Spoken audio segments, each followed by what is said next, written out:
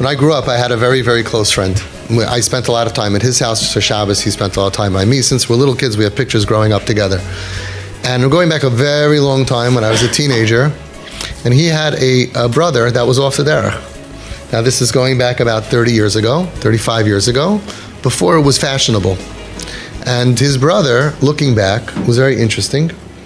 His brother was really off the derech, and I didn't even really think about it much, but looking back, it was interesting. He lived next to the parents in an apartment next door, connected, and he had girlfriends. He had a motorcycle, Michal Shabbos B'Farhesia, Schwarzer girlfriends, the whole thing, and they were never ever merachik him.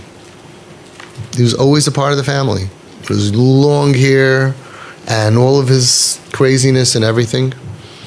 And a couple of years ago, I was in Shul Rosh Hashanah, and he happened to daven there with his father.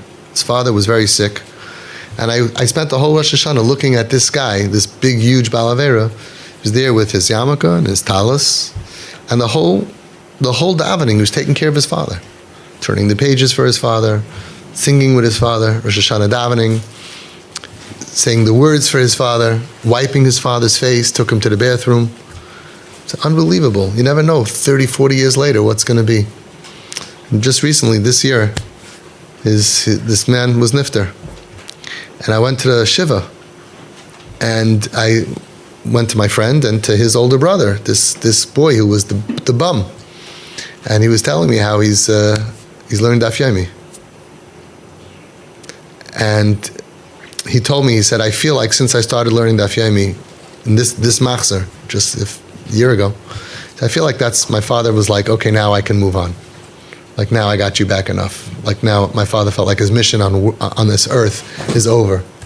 And he knew his father loved him so much. His father was such a loving guy before it was fashionable. He was a wealthy guy, and usually wealthy people and prominent people, it's even harder to do. He didn't care about anything. He didn't care about any money or what it looks like, the neighbors, the friends. Yeah, this is my kid.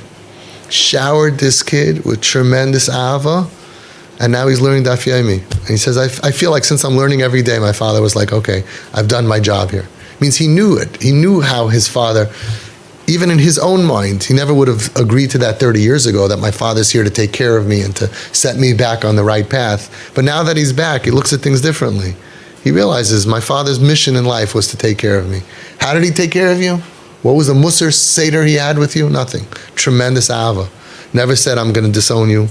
Bought him the expensive cars, an expensive apartment in the Upper West Side, lap of luxury, put him in business, everything. Treated him like his pride and joy, like his son. And the result is you get everything. You get bazeh ubaba. Took care of his father, mishamish his father. So many of these kids, they're going to be the ones taking care of you one day. They have such a heart of gold.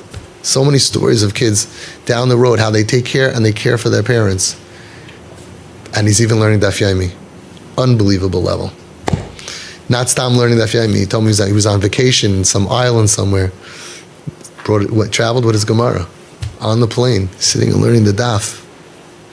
Who would have thought 35 years ago that would do it? What method?